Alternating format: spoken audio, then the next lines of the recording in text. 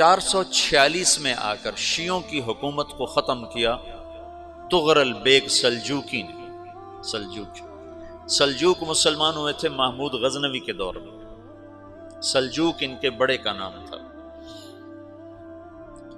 تو ایک دفعہ محمود غزنوی نے سلجوق سے پوچھا اگر مجھے تیری مدد کی ضرورت ہو تو کتنے آدمی پیش کر سکتے ہو؟ تو اس نے ایک تیر دیا، کہا یہ ایک تیر ہے میرا،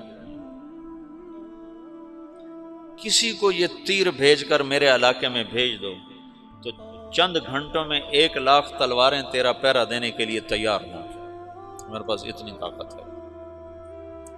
تو یہ سلجوق کی نسل میں تھا طغرل بیگ۔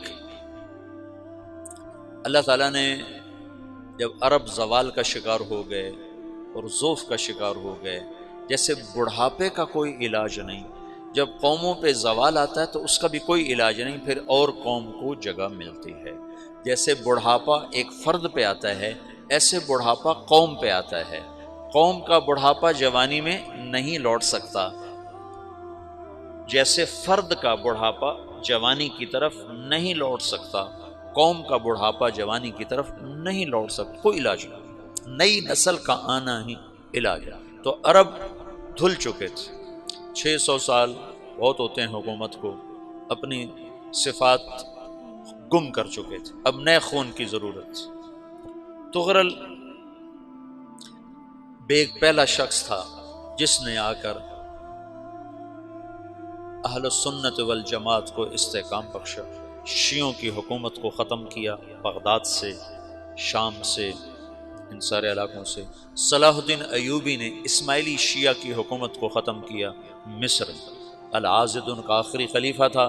صلاح الدین ایوبی نور الدین زنگی رحمۃ اللہ علیہ کا پروردہ تھا، اس کا دوست تھا، اس کے دوست بھی تھا، بچہ بھی تھا اس کے سامنے، زیادہ لکھنے پڑھنے کا شوق تھا۔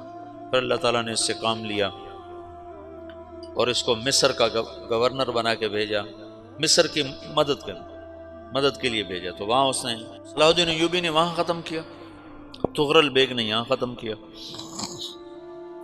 تو پھر سلجوق جو تھے نا یہ اقتدار میں آئے، ادھر ختم ہو گئی سلطنت بنو عباس کی، مصر ایک چھوٹی سی ترکوں کی سلطنت۔ تو اللہ تعالیٰ پھر مرکزیت کے لیے ایک نظام چلایا، دو لشکر آپس میں لڑ رہے ہیں ایک میدان میں، ایک جنگلی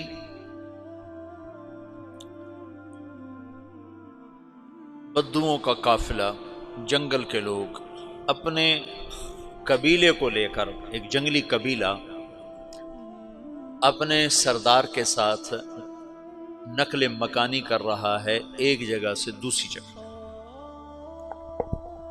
اللہ کا نظام کہ یہ لوگ چلتے چلتے چلتے اس وادی میں پہنچ گئے جہاں جنگ ہو رہی ہے، دو لشکر آپس میں لڑ رہے ہیں۔ جب یہ وہاں پہنچتے ہیں تو ایک لشکر کے قدم اکھڑ رہے ہیں اور دوسرا غالب آ رہا ہے۔ ان کو نہیں پتا شکست کھانے والے کون ہیں اور فتح پانے والے کون ہیں، ان کو نہیں پتا۔ اس جنگلی قبیلے کے سردار کا نام بھی طغرل ہے، طغرل۔ تو یہ سردار کہتا ہے جو شکست کھا رہے ہیں ان کی مدد کرو، کچھ پتہ نہیں کون ہے، کہتا جو شکست کھا رہے ہیں ان کی مدد کرو۔ تو 400 وحشی جنگلیوں نے فاتح لشکر کے پیچھے حملہ کر دیا۔ وہ تو ایک کافی ہوتا تھا، 400 دوڑ جب تلواریں پڑیں تو چند لمحوں میں نقشہ بدل گیا، بھاگنے والے جم گئے اور جمنے والے بھاگ پڑے۔ جب جنگ ختم ہوئی تو شکست خوردہ لشکر کے بادشاہ نے ان کو بلایا، اسے پوچھتا ہے مجھے جانتے ہو میں کون ہوں؟ کہا نہیں۔ کہا تو تم نے میری مدد کیوں کی؟ کہا انسانی ہمدردی کی وجہ سے، تمہیں شکست ہو رہی تھی اس لیے تمہاری مدد کی۔ پھر اس نے اپنا تعارف کرایا، میں ہوں سلیمان سلجوقی، ترکی کا بادشاہ۔ مسلمانوں کا لشکر تھا اور تاتاریوں سے شکست کھا رہا تھا، تاتاری فتح پا رہے تھے، مسلمان شکست کھا رہے تھے۔ تو وہ اللہ کی غیبی مدد بن کر آئے، تو وہ اس سے کہتا ہے میرے ساتھ رہنا پسند کرو گے؟ تم نے میرے اوپر احسان کیا ہے، میں اس کا بدلہ دینا چاہتا ہوں، میرے ساتھ رہنا پسند کرو گے؟ کہنے کا کر لوں گا۔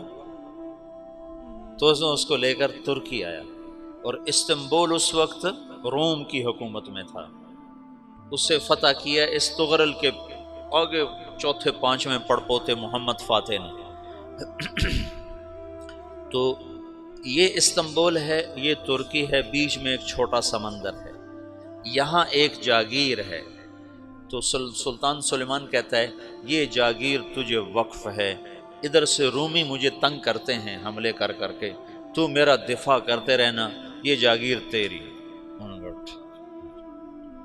اس جاگیر پہ اس نے اپنے قافلے کو آباد کر دیا، اپنے قبیلے کو، اور ایک چھوٹی سی حکومت بنا لی، جو ایک صوبہ سمجھو سلمان سلجوقی کا، وہ ایک چھوٹا سا صوبہ ہے۔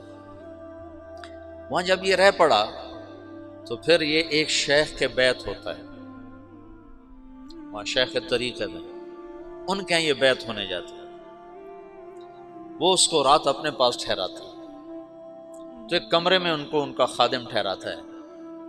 یہ جب کمرے میں جاتا ہے تو سامنے دیوار میں تاکچے پر قرآن پڑا ہوا ہے، تو یہ تغرل بیگ کہتا ہے یہ کیا ہے، یہ کیا ہے؟ تو وہ خادم کہتا ہے یہ کتاب اللہ ہے، قرآن ہے۔ اچھا، وہ اس کو وہاں چھوڑ کے باہر چلا جاتا ہے۔ وہ دیہاتی آدمی، جنگل کا رہنے والا، پہلی دفعہ زندگی میں قرآن دیکھا، وہ کہتا ہے یہ قرآن ہے، اللہ کی کتاب ہے، میں اللہ کی کتاب کے سامنے سو جاؤں، کتنی بے ادبی ہے۔ تو اس نے ایسے قرآن اٹھایا اور سر پہ رکھ لیا اور کھڑا ہو گیا، ساری رات قرآن سر پہ رکھ کے کھڑا رہا۔ رات کے پچھلے پہر اس کو خواب آیا، کھڑے کھڑے اس نے دیکھا کہ اس کی پشت سے ایک چاند نکلا اور شیخ کی بیٹی کے سینے میں جا کے اتر گیا۔ پھر اس لڑکی کے سینے سے ایک درخت نکلا جو پھیلتے پھیلتے پھیلتے 3 بر اعظم پہ چھا گیا، افریقہ پر، یورپ پر، ایشیا پر۔ پھر اس کی آنکھ کھل گئی، وہ کھڑا ہوا ہے، تو اس نے صبح یہ خواب اپنے شیخ کو سنایا، تو انہوں نے اپنی بیٹی اس کے نکاح میں دے دی۔ اس بیٹی سے ایک بچہ پیدا ہوا، تغرل بیگ نے اس کا نام رکھا عثمان، عثمانی ترک نام سنا ہوا، جو میں نے کل بتایا تھا کہ 1924 میں وہ خلافت ختم ہوئی۔ تو ایک بیٹا پیدا ہوا عثمان۔ عثمان نے پھر ایک نئی اسلامی حکومت کی بنیاد رکھی جو 1924 تک چلتی رہی، کوئی 800 سال یہ حکومت چلی۔ تو حکومت کا شیرازہ بکھرا، لیکن پھر جڑ جاتا تھا، پر وہ قرن اول والا جوڑ کبھی نہ پیدا ہوا، ٹکڑے بن گئے۔ ان ٹکڑوں میں اللہ لوگ پیدا کرتا رہا جو دعوت دیتے رہے، دعوت زندہ رہی۔ جو تربیت کا نظام تصوف کے ساتھ تھا اب وہ تبلیغ کے ساتھ۔